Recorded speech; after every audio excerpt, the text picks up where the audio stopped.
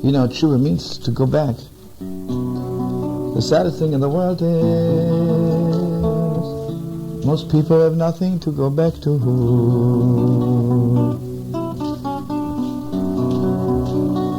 You know, if on Wednesday I feel a little bit low, so I do Teshuvah and I go back to Shabbos.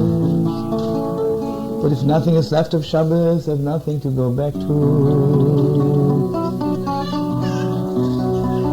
So the last 12 days of the year, you know what we're doing? We're going back to the 12 months which we passed through, passed over us, under us.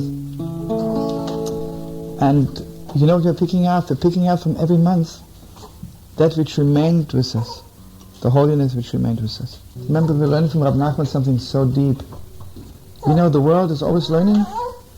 The world is always learning that to do Teshuvah means I'm really trying my best. I'm searching and scrutinizing my heart and my soul to see all the mistakes I made, to find out every terrible thing I did. And then I think maybe it wasn't terrible enough, so I'm meditating, thinking, it was even more terrible than I thought. Remember, we're learning it 100 times. Reb Nachman says the other way around. You don't have to meditate to know what you did wrong, it's very obvious. You don't have to sit there for 4 hours, so look at yourself. Where are you? You know what Nachman says to do Teshuvah? To Teshuvah means, mamash, to sit there and remember how good you are.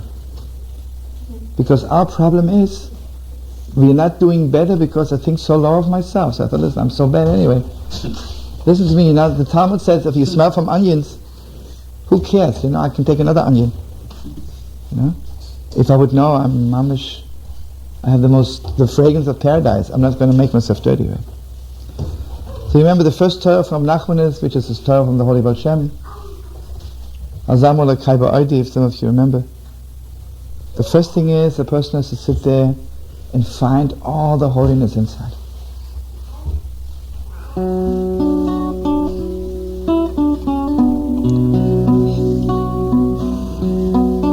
Because you have to have something to go back to, right? Teshuvah. I cannot go back to empty space. So the first thing I'm doing, I remember Gewalt. Remember 10 years ago, one Shabbos was so holy. What a Shabbos. I go back to that Shabbos. So what happens when you reach a point you think you have no friends? So you're sitting there and thinking that every person you met doesn't like you? Then you'll feel good? What you're doing is you're sitting there and thinking, it's not true. Remember once I met this one person? I met this one person? So you go back to everything which you're holding on to it.